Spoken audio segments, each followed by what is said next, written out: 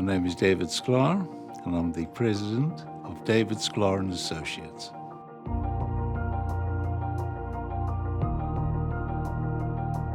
When you're looking to procure a line of credit, ask yourself some very simple and basic questions. Do I really need to do this? Is it a fair rate of interest? It all comes down to the same point. If you don't need it, don't take it. To pay off student loans in today's world is extremely difficult.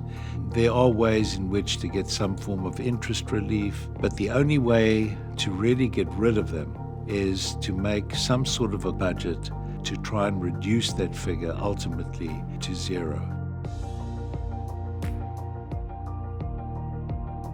When you look at both a consumer proposal and a bankruptcy has for many, many years carried with it a stigma. It's the last resort. With a proposal, it tells the creditor that you are at least trying to offer them a better deal than they would ever get under bankruptcy.